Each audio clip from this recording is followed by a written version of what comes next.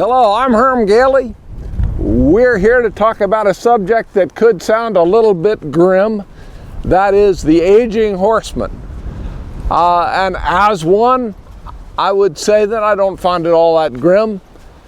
Nonetheless, we did a video not too long ago that got a lot of response from some older folks, many of whom said they had hung up their saddle when they got to a certain age. And the question becomes then, when do you do that? Where does horses, riding, being around horses fit into the puzzle of aging? So to take a little bit of the edge off the possibly somber subject, I thought I'd start on horseback, because that pretty firmly answers where I come down on that question. For me, horses, riding, fits very squarely right in the middle of my life, regardless of my age, as long as I'm healthy enough to ride and want to ride and have the right horses to do it. All of those things are important. On the other hand, if I was to ignore the fact that things change with aging, I would literally be ignoring the facts of life, the realities that we all face as we have more birthdays. Now, a good thing about birthdays, our friend Craig Downey pointed out to us that it's a proven fact that the people who have the most birthdays live the longest. So go think about that for a minute. So welcome those birthdays. It means you made it through another year. Have enough of them and you will live longer. So the fact is, there are changes, and the literature on this as to horseback riding is a little sparse. You know, I found some articles, but nothing really that worked things up in a scientific way. What seemed to be the consensus among people who had ridden at a high level and who were getting older was that the first thing you're going to be affected by is a bit of impairment in your balance. And based on my own experience, I'd say, unfortunately, that that's true. So I looked at some studies, some articles on some studies that were done not too long ago dealing with balance. And the fact is, with a simple one-leg balance test, you stand with one leg, pick the other leg off the ground in a certain format, people of 30 years of age would be able to stand for a minute or more on one leg, no problems. People 40 to 50 were down to 45 seconds, and at 70, down to about 28 seconds. Well, the first damn thing I did was get on one leg, and I made it to 30 seconds, but it wasn't pretty. So it confirmed my suspicion that my balance was less than perfect. So that's something that is scientifically proven, it's been studied, and it comes as no big surprise. It's not that you can't work around it, but it is a reality. The next thing that people commented on was a loss of strength, loss of muscular strength. And I see that in my life, and maybe you do too if you're older. The science on that is that beginning at age 30, we lose between 3 and 8% of our muscle mass per decade. Now, not per year, that would be really scary. 3 to 8% of our muscle mass per decade. And that becomes more pronounced at the top of that scale once you turn 60. So unless you take measures to build muscular strength, muscle mass, you're going to lose some strength. And I see that a couple places myself. I see it when I get on a horse. I don't have quite the spring or anywhere near the spring that I did in younger years. The other place I've seen it is in what I'd think of as self-rescue. You have a horse make a sudden erratic movement or buck or bolt. You do rely on muscular strength to keep yourself in the saddle, and I don't think I've got what I had years ago. So that's the science on that. The third area that people find is problematic is reaction time. So this was interesting to me. They kind of rolled out the question, well, when do you think reaction time is best? Age 16, age 24, age 30? And the answer is age 24. Below 24, your brain isn't yet fully developed, although you may be very quick.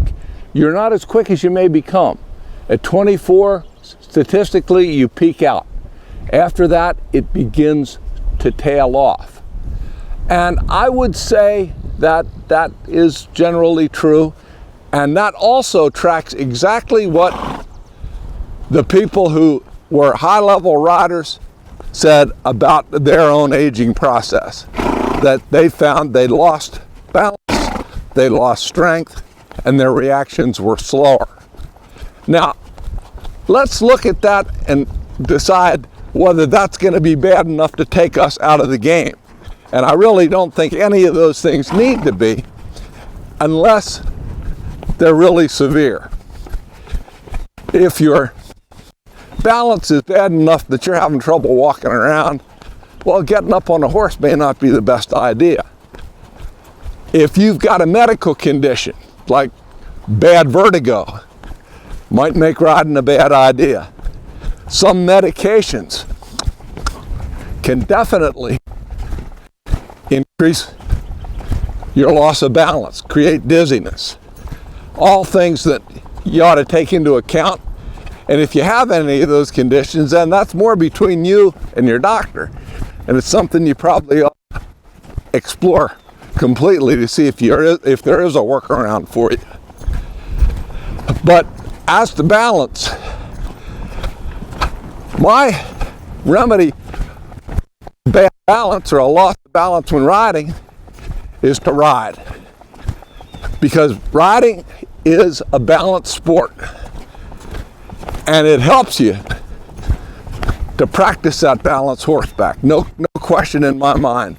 I'll give you an example. About a year and a half ago, I had a big shoulder surgery. That came after about 2 months of being unable to ride, partly because of the injury, partly because of the weather. And then roughly 3 months post-surgery when I was not allowed to ride. It would have been a very bad idea. So after that period of time, I got back horseback, and I felt like I was all out of whack balance-wise. I felt like my toes were going down, and I was ready to go through the dashboard the whole time I was riding. Very disturbing to me, because I hadn't really noticed anything like that when I had quit riding after getting hurt. Well, the fact is, it was not riding that ruined my balance for riding, I firmly believe, because after carefully avoiding becoming a lawn dart for a couple months, I found things were getting better. And maybe counterintuitively, I went ahead and worked these younger horses. This horse here had about 30 days of riding when I got back to him. So he was real green. I had another 3-year-old that was equally as green. And I went ahead and got to riding them.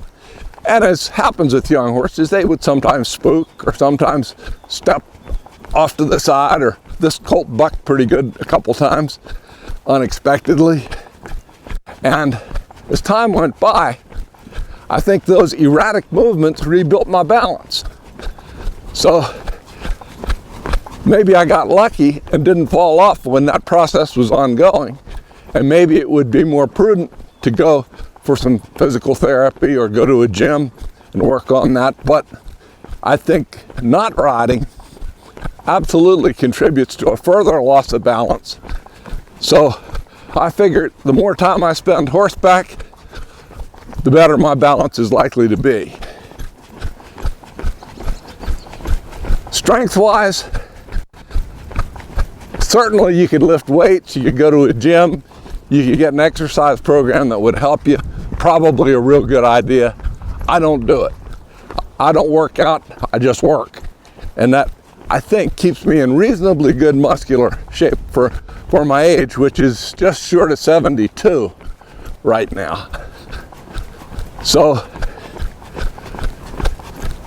the final thing is reaction time. And that's the one that I somewhat take issue with, because I think reaction time can be a little overrated.